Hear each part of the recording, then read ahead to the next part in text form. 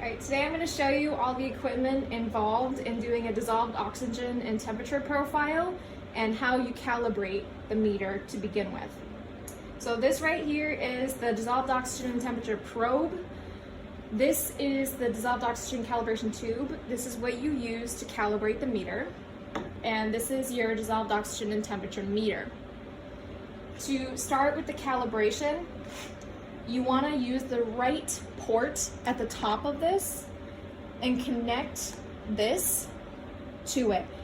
You'll have to, there's a little bump at the top here that needs to be straight up so that it lines up with what's in here. You'll feel it. It won't go in until you twist it the exact right way, and then it'll go in snugly. Then you just tighten the fastener here, and then you're connected.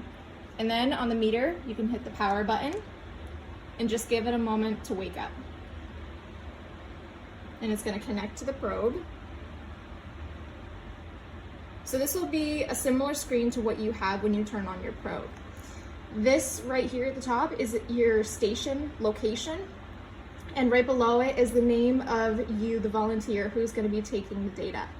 If it is not the correct location and the correct volunteer name on here, you want to change that.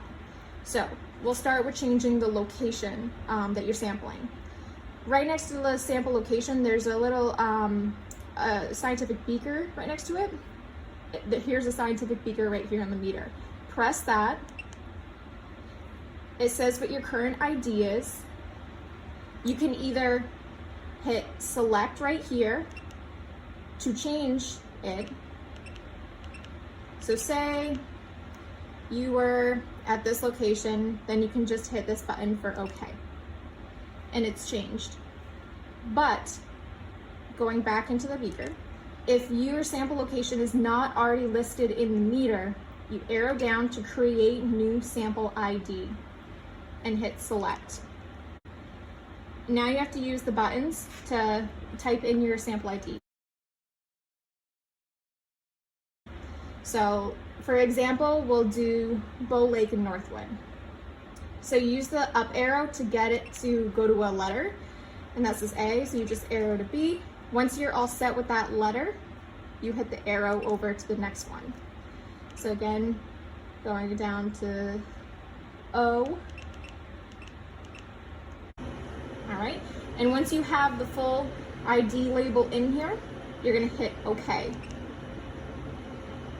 And then you can hit the blue button for exit. So now you have your correct sample location in, and if you need to change the volunteer name, which is just the first letter of your first name and the full last name, there's a little person right next to the name. Click on the corresponding button that has the person. Same setup with the sample location. If you're already registered in the meter, you can hit select and just change the name.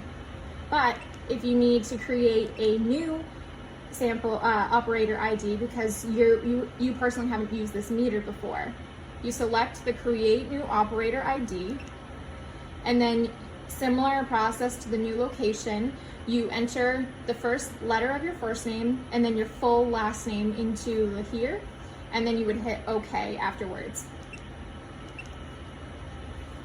Alright, so once you are sure that you have the correct sample location and the correct volunteer name listed on this meter, you are all set to start calibration of the meter if it's not already calibrated for you.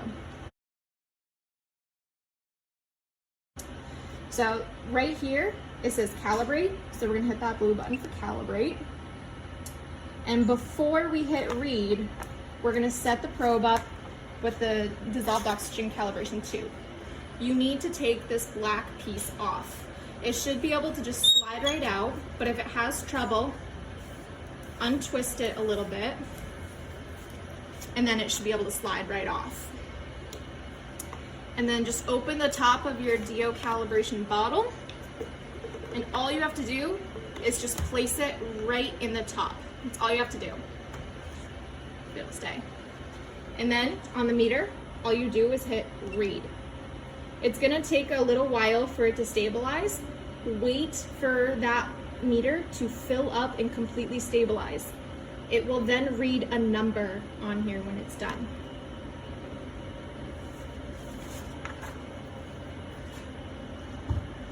The number should always be 100.0%.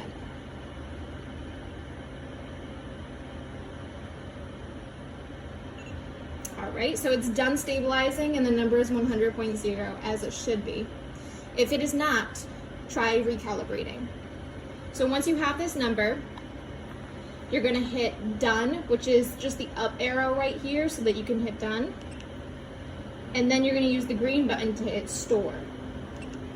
Don't forget to hit done and store, otherwise your meter will not be calibrated.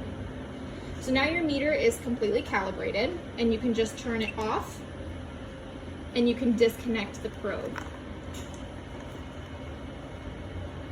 Be really careful when you put on and remove the probe because you do not want to break any of the prongs that are inside the probe. And then you can just put this back together. And if you would unscrewed it before, just screw it back on and close the bottle. In addition to your calibration, you will all have a dissolved oxygen and temperature profile sheet that you will be collecting your data on. When you're calibrating your meter, make sure you note what number your meter is, which is located on the back of the meter. This is meter number 4. Just make sure you note that meter number, the time that you're calibrating it, and what that calibration value was, which should be 100.0%. And then you're all set to start doing your dissolved oxygen temperature profile.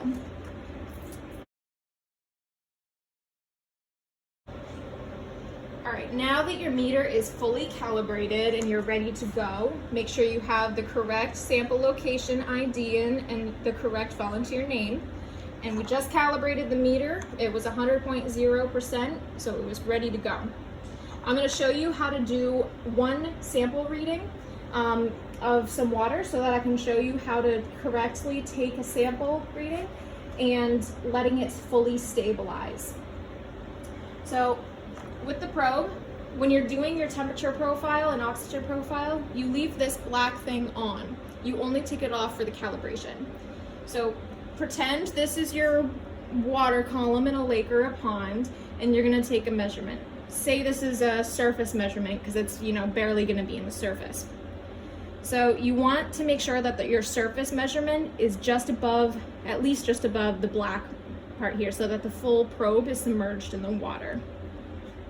All right, so now that that is fully submerged, we're gonna go over to the meter and all you're gonna hit is this green button that says read. And hold it still, and you see this right up here, it's taking its time to stabilize, and the value is changing as it stabilizes. Wait until it is fully over, and it'll disappear when it has stabilized, and the meter will make a small beep. If you don't hear the beep, if this is missing, then you're completely stabilized, and that is the number that you will record. Sometimes it has a hard time stabilizing.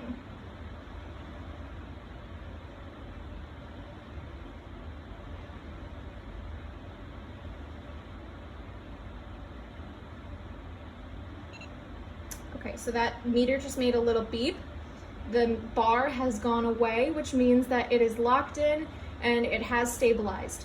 This is your final dissolved oxygen reading for that depth that you are taking a reading at. And the temperature is now stabilized as well, and you can use that number as well for your measurements. And you repeat the same process at all the other different depths.